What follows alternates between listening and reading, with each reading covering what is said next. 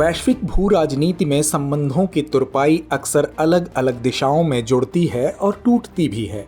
जहां एक तरफ दो देश कभी दोस्ती के रिश्ते में बंधे होते हैं तो कभी उनके बीच तल्खी नजर आती है।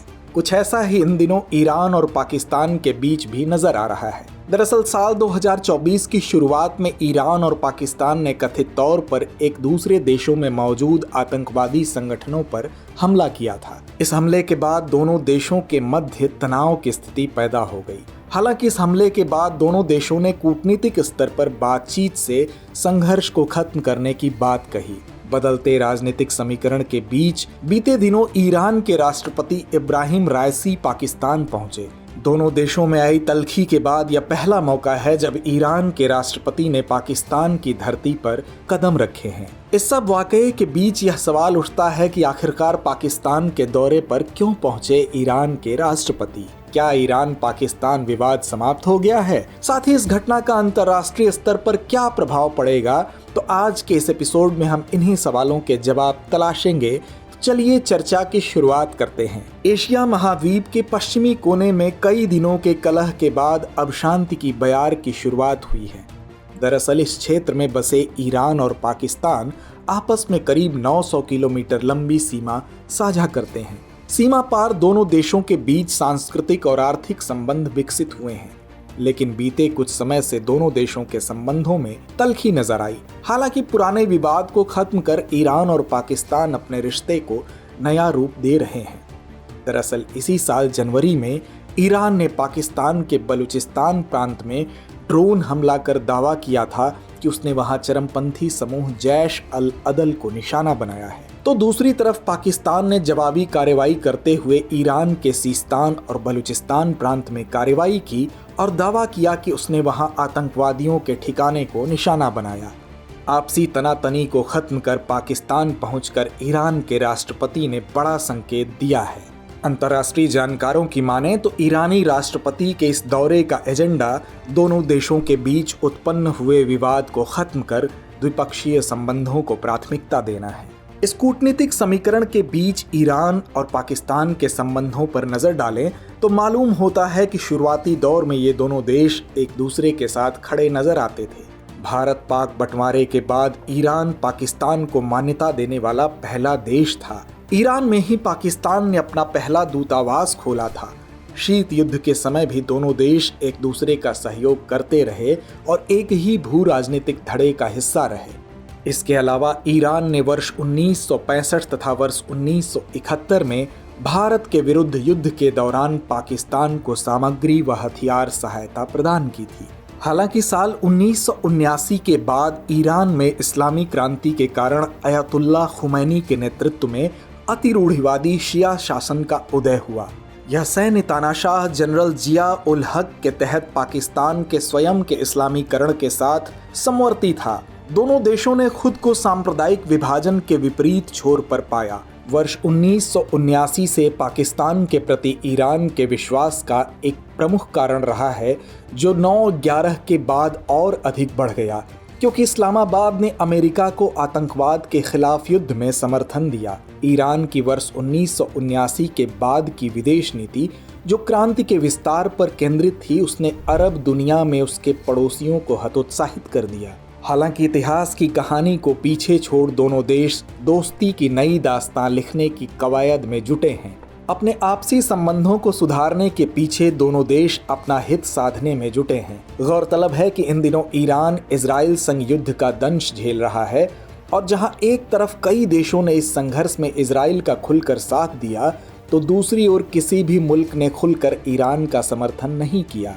ऐसे में अंतर्राष्ट्रीय स्तर पर ईरान अलग थलग नजर आया।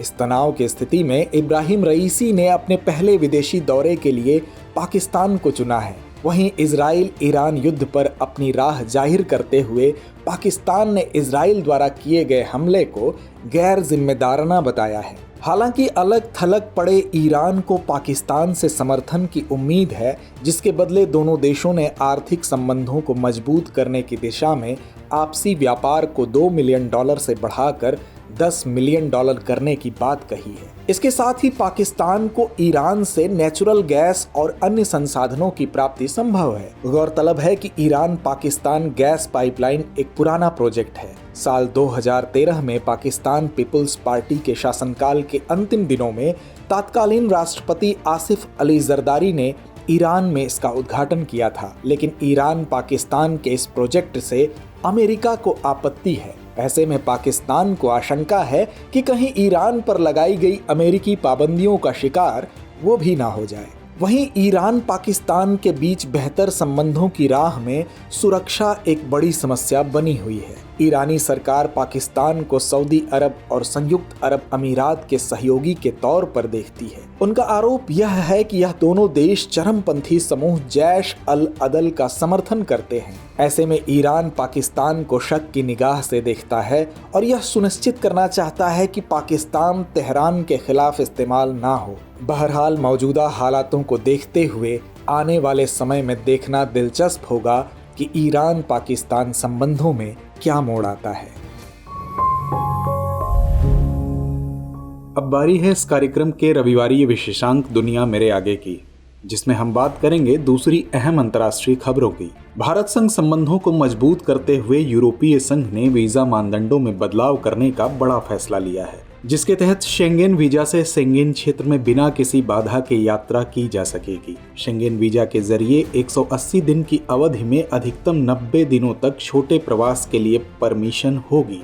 बता दें कि शेंगेन क्षेत्र में 29 यूरोपीय देश शामिल हैं, जिनमें बेल्जियम, बुल्गारिया, क्रोएशिया, चेक गणराज्य, Denmark, Germany, Estonia, Greece, Spain, France, Italy, Latvia, Lithuania, Luxembourg, Hungary, Malta, Netherland, Austria, Poland, पुर्तगाल, Romania, Slovenia, Slovakia, Iceland, Liechtenstein, Norway, Switzerland, Finland और स्वीडन जैसे देश शामिल हैं।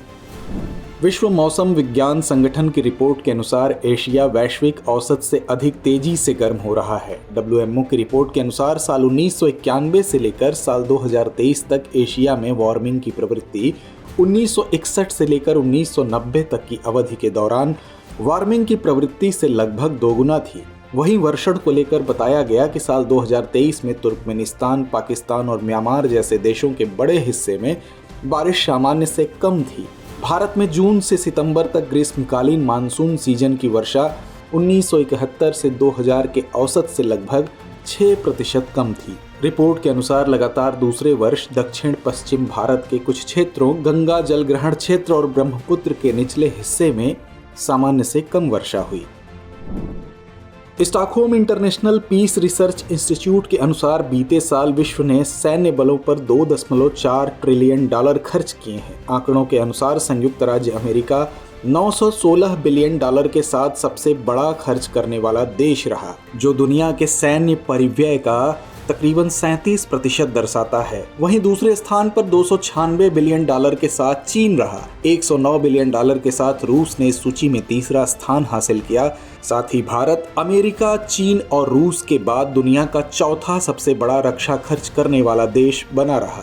रिपोर्ट के मुताबिक भारत लगभग $83.6 बिलियन अपने सैन्य बल पर खर्च करता है। तो व्यूअर्स, चर्चा को यहीं विराम देते हैं और नोट करते हैं आज का सवाल। वैश्विक भू राजनीति पर ईरान संग पाकिस्तान के बदलते संबंधों का क्या प्रभाव पड़ेगा? समीक्षा कीजिए।